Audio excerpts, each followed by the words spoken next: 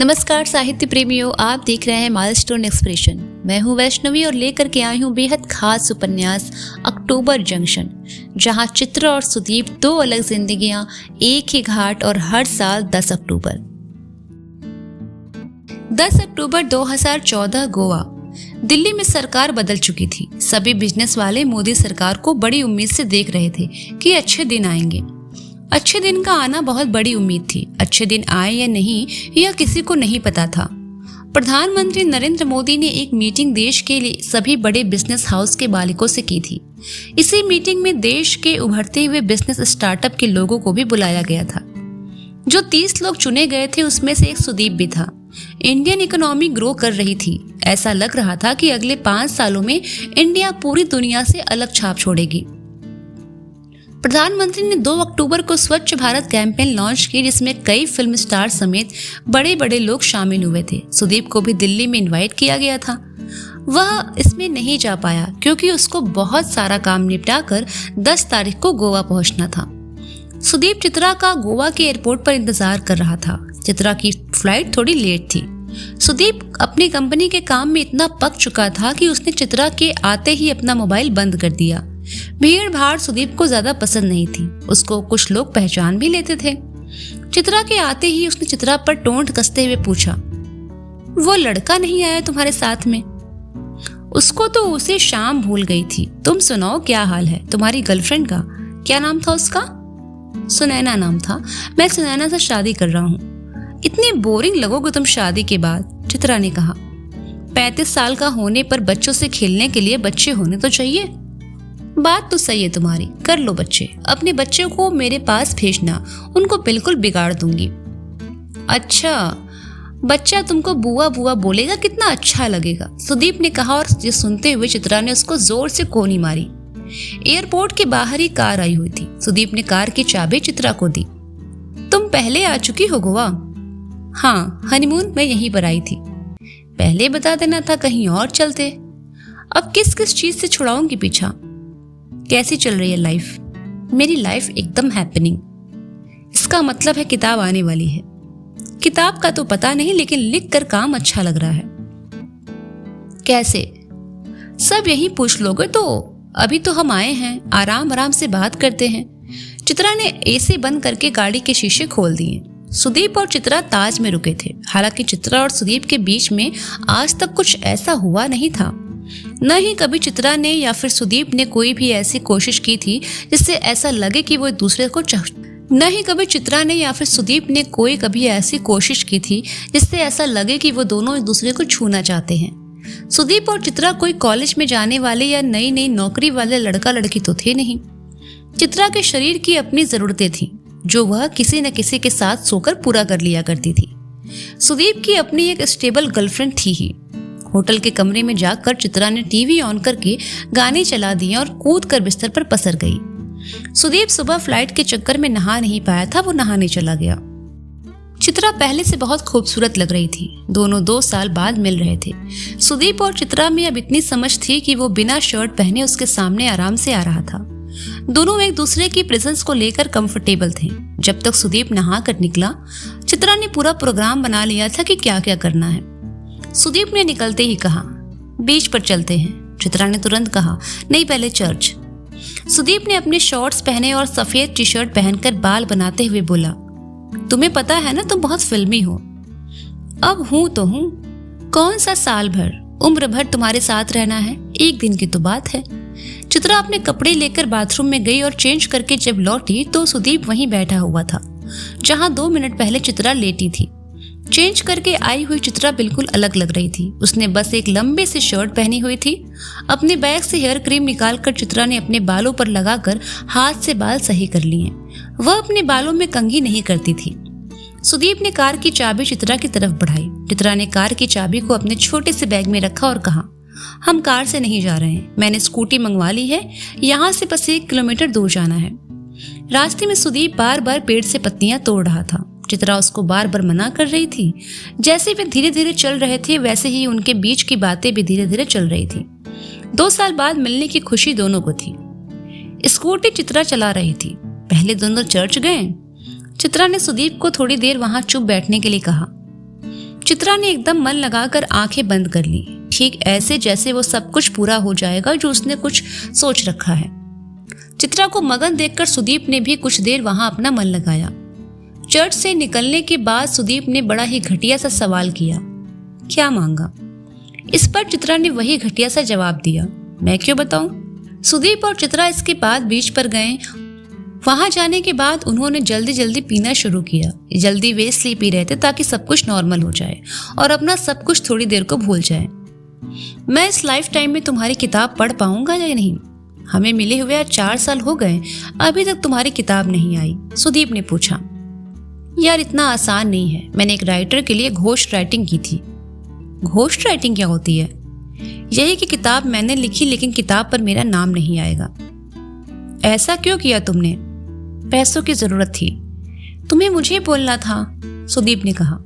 इसके बाद चित्रा कुछ बोली ही नहीं। थोड़ी देर के बाद सुदीप को अपनी गलती का एहसास हुआ। उसने कहा, अच्छा सॉरी, आगे बताओ। तो ये अच्छी बात है कि जो किताब मैंने लिखी थी वो लाखों में बिक गई। इसके लिए राइटर ने मुझे अगली किताब भी दे दी लिखने के लिए, लेकिन उसमें तुम्हारा नाम नहीं आएगा। हाँ वो है, लेकिन पैसे अच्छे हैं। एक बार पैसे सेव हो गए तो अपनी किताब भी लिख पाऊंगी। ऐसी किताब लिखने का मोटिवेशन ही नहीं आ रहा। बार बार चिंता होती रहती है कि रेंट कैसे दूंगी, खर्चा कैसे चलेगा। चित्रा ने बात खत्म करते हुए अपनी अगली ड्रिंक ऑर्डर की। चित्रा ने अपनी बात जारी रखते हुए कहा, और टीवी में सीरियल लिखने का काम भी आ रहा है मुझे। उसमें तो नाम मिलेगा ना? उसमें पैसा अच्छा है लेकिन नाम नहीं आएगा। क्यों? क्योंकि वो किसी और राइटर के नाम से आएगा। टीवी राइटर के पास इतना काम है कि वो खुद नहीं पूरा कर सकते, इसीलिए बाहर आउटसोर्स करते हैं। तुम इसलिए लिखना चाहती थी कि तुम्हें कोई भी जाने नहीं? नहीं। फिर ये क्यों कर रही हो? बस थोड़े दिन की बात है, ऐसे वो दिन कभी नहीं आएगा। देखो मुझे ज्यादा पता नहीं राइटिंग का, लेकिन तुम यही करती रह जाओगी। दूसरों के लिए कोई कैसे लिख सकता है? तुम नहीं समझोगे, मुझे समझना भी नहीं। मुझे बस ये पता है कि मैं किताब पर चित्रा पाठक का नाम देखना चाहता हूँ। ये बोलकर सुदीप उठकर चित्रा के पास गया, उसको कुर्सी से उठाकर जोर से गले लगा लिया और उसके माथे पर चूम लिया। चित्रा ने सुदीप को जोर से पकड़ लिया और कान में धीमे से कहा, thank you for coming. Sudeep और चित्रा वहां से उठकर सामने ही समंदर के किनारे बहुत देर तक टहले। टहलते टहलते चित्रा ने सुदीप से पूछा, तुम्हारा काम कैसा चल रहा है? मैं जहां बुक माई ट्रिप को देखना चाहता हूँ वहां तक ले जाने में मुझे 2 साल और लगेंगे। पता नहीं मेरे पास उतना टाइम है कि नहीं, शायद मुझे हटा दे। हटा कैसे सकते हैं, तुम्हारी ही कंपनी है ना? हाँ मेरी ही कंपनी है, लेकिन मैं अपने कुछ और शेयर भी बेच चुका हूँ। अगर बोर्ड ऑफ डायरेक्टर्स बैठकर फैसला ले तो मुझे हटा सकते हैं, लेकिन अभी मुझे इस बारे में कोई बात नहीं करनी। सुदीप ने समंदर के किनारे टहलते हुए चित्रा के कंधे पर हाथ रख दिया। चित्रा ने सुदीप के शॉर्ट्स की पीछे वाली जेब में हाथ डाल दिया। पानी उसके पैर को छूकर लौट रहा था। इस बीच एकाएक पानी जोर से आया। इससे पहले कि वे बचने की कोशिश करते, दोनों पूरी तरह भीग चुके थे। 2 लोग जब तक एक दूसरे को ये नहीं बताते कि वो रोते किस बात पर हैं, तब तक करीब नहीं आते। चित्रा और सुदीप के रिश्ते की सबसे अच्छी बात शायद यही थी कि उन दोनों में से किसी एक को भी प्यार जैसा नहीं लगा था एक दूसरे के साथ। वे बस एक दूसरे के लिए छुट्टी की तरह थे, जिसका इंतजार वे साल भर करते। पुराना सब कुछ भूलकर एक नया शुरू करने की हिम्मत एक दूसरे को देते। ऐसा रिश्ता हर किसी की जरूरत है। बस दिक्कत यह है कि जब कोई इतना अच्छा हमें मिलता है तो हम उसको रोकने की कोशिश करते हैं। रोकने की कोशिश में सब कुछ बह जाता है। छुट्टियां तभी तक अच्छी हैं जब तक वो मुश्किल से मिलती हैं। इस बार पहली बार सुदीप और चित्रा के बीच वो सब कुछ हुआ जो किसी भी लड़के और लड़की के बीच हो सकता है। सुदीप और चित्रा जब सुबह सोकर उठे तो एक दूसरे में ऐसे फिट थे जैसे दोनों के शरीर को सालों से एक दूसरे की आदत हो। 2 लोग जब एक दूसरे को पूरी तरह से समझ लेते हैं तो बीच की खाली जगह खोकर एक दुनिया हो जाते हैं। सुदीप चित्रा की दुनिया नहीं थी, बल्कि उसकी दुनिया से दूसरी दुनिया के बीच की खाली जगह थी। इसको भरने की कोशिश करते ही वो एक पूरा दिन खो जाता है।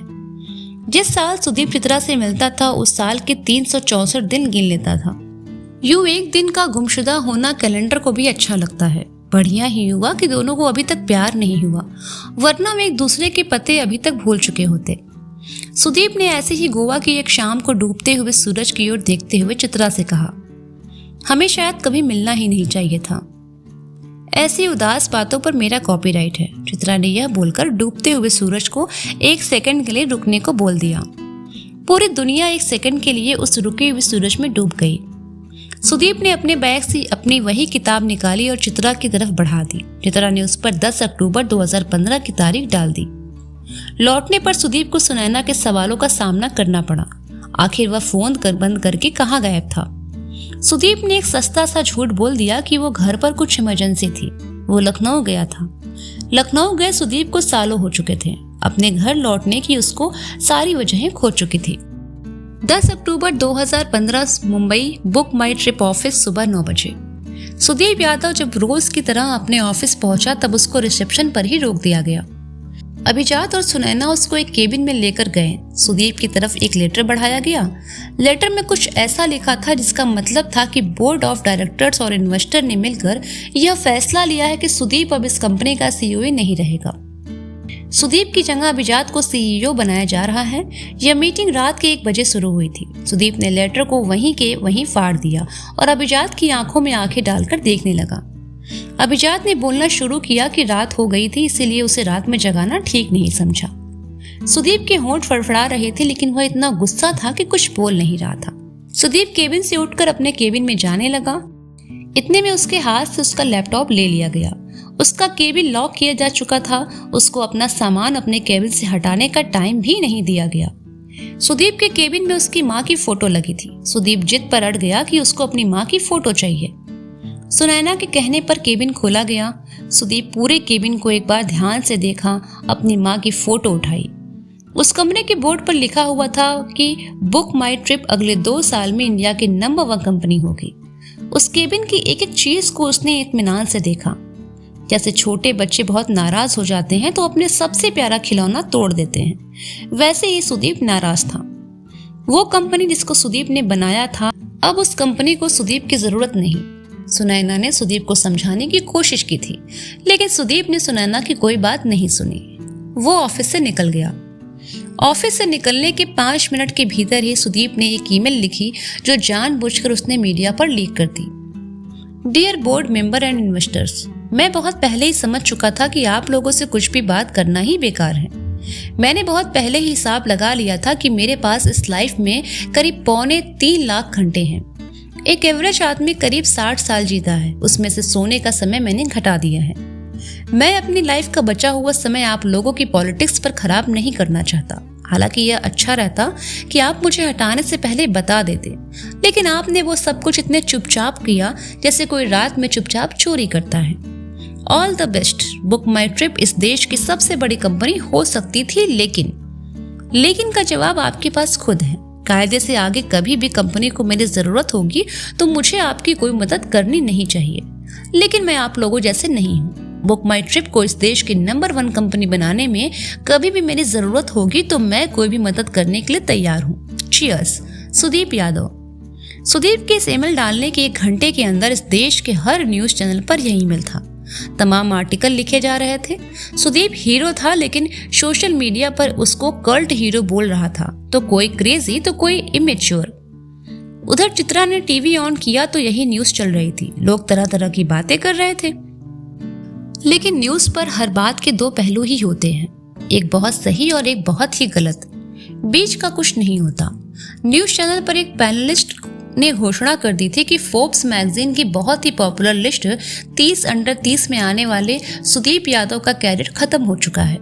सुदीप यादव की बाइट लेने के लिए लोग खड़े थे, लेकिन सुदीप यादव की तरफ से कोई भी स्टेटमेंट नहीं आया था।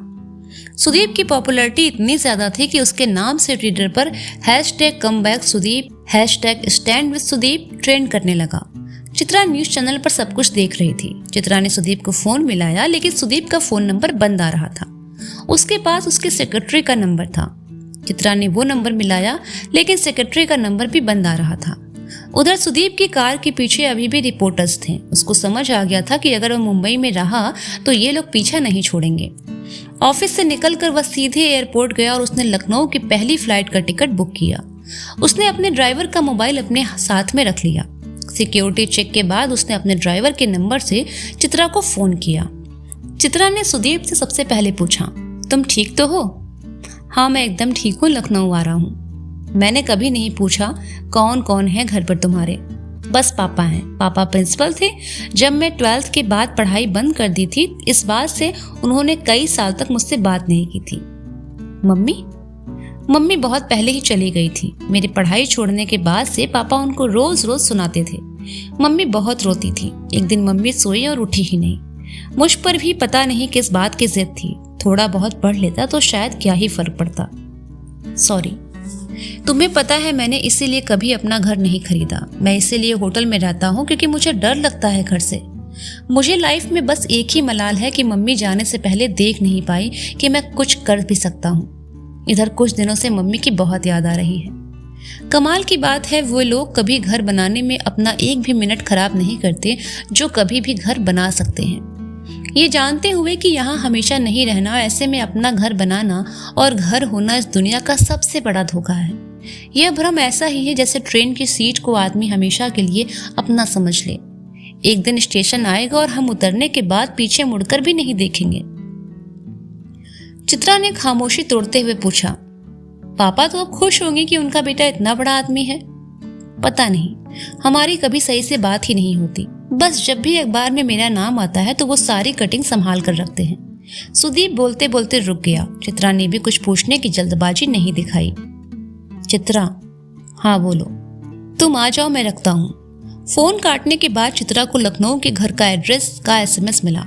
चित्रा ने अगली फ्लाइट चेक करके अपना टिकट बुक कराने की कोशिश की, लेकिन किसी भी फ्लाइट में जगह नहीं मिली। उसने स्टेशन पर जाकर लखनऊ मेल में TT को पैसे देकर सीट ले ली। चित्रा को पूरे रास्ते सुदीप की चिंता थी और 10 अक्टूबर को न मिल पाने का मलाल भी। 11 अक्टूबर 2015 लखनऊ। सुदीप के पापा को भी जर्नलिस्ट कल से फोन कर रहे थे। सुदीप के पापा ने लखनऊ के विराम खंड गोमती नगर में अपना घर बनाया था। घर में उनका एक पुराना नौकर साथ रहता था। घर 2 फ्लोर का था और ऊपर वाले हिस्से में सुदीप के पापा रहते थे।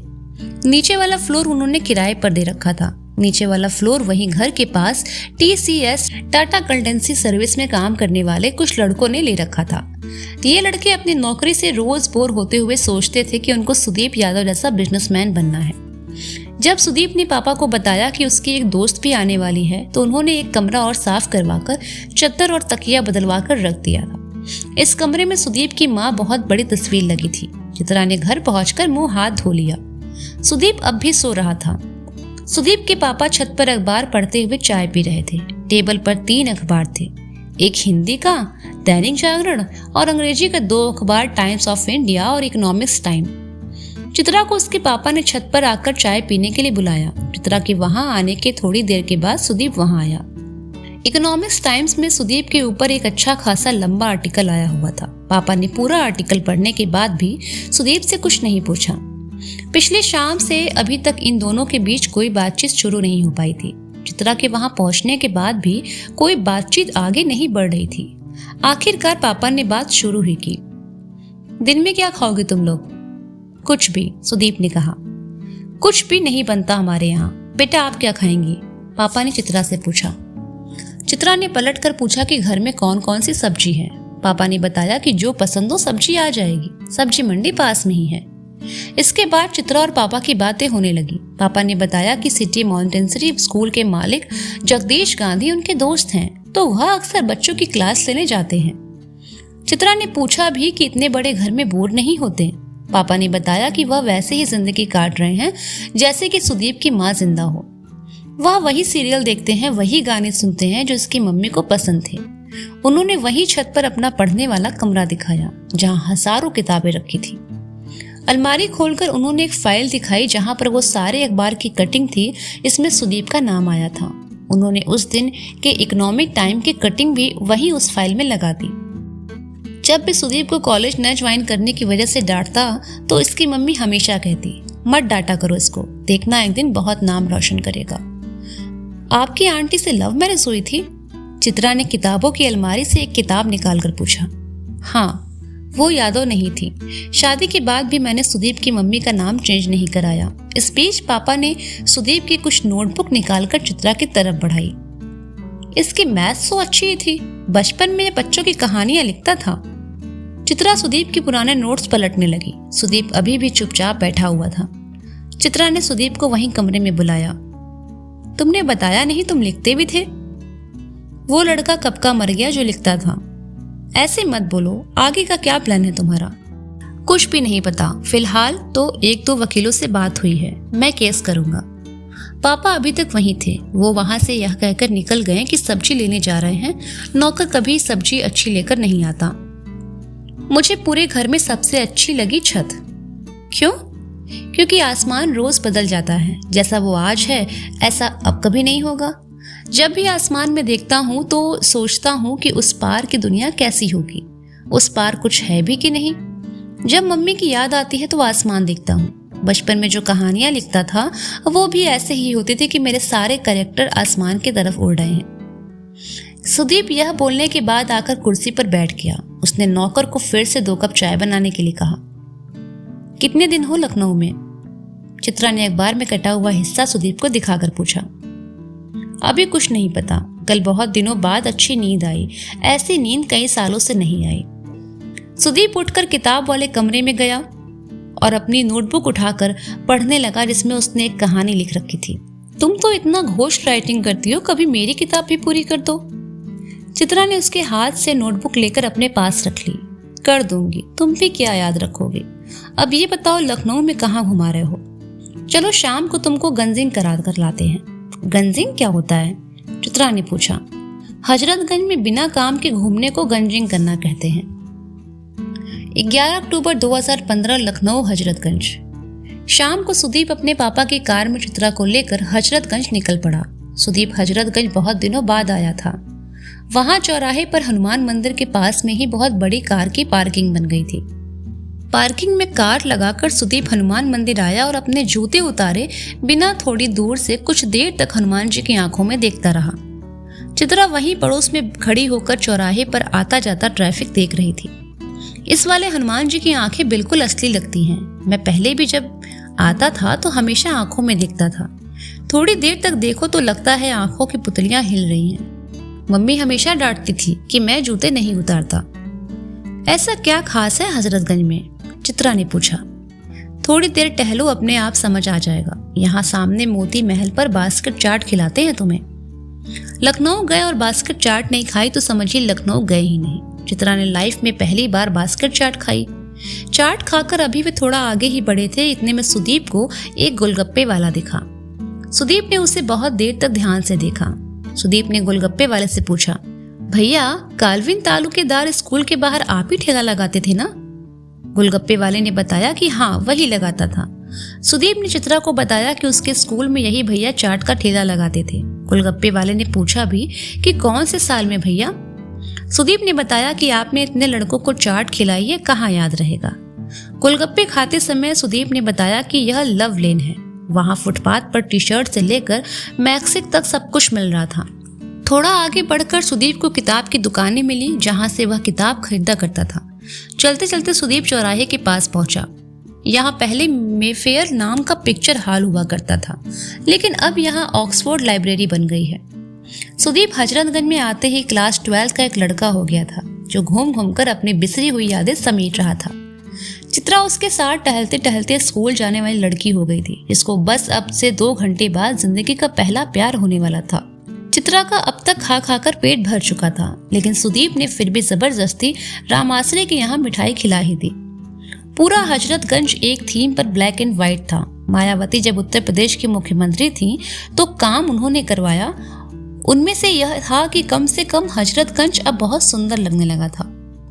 अगर सुदीप को अभी अभिजात का फोन नहीं आया होता तो वह करीब करीब यह भूल चुका था कि ठीक एक दिन पहले वह सब कुछ खो चुका था। अभिजात ने उसको डांटा भी था कि कहाँ गायब है। इन्वेस्टर बहुत नाराज है सुदीप से। वे उसको कुछ 1 टाइम सेटलमेंट के पैसे देना चाहते थे, लेकिन सुदीप का व्यवहार ऐसा है कि उसको कुछ नहीं मिल रहा है। अभिजात ने बताया कि उसका जितना भी स्टेक था वो इन्वेस्टर ले रहे हैं। वह अब कंपनी के बारे में कोई भी स्टेटमेंट नहीं दे सकता। कंपनी के जितने भी कार्ड उसके नाम से चल रहे थे वो सीज कर दिए गए हैं। कंपनी के नाम पर जो भी सुविधाएं मिल रही थी सब कुछ ले ली गई हैं। कुल मिलाकर इसका मतलब ये था कि सुदीप के पर्सनल अकाउंट में जितने पैसे थे बस उतने ही उसके पास बचे थे। वो लखनऊ पहुंचकर वैसे ही खाली हाथ हो गया था, जैसे कि कुछ साल पहले जब उसने लखनऊ से सब कुछ जीरो से शुरू किया था।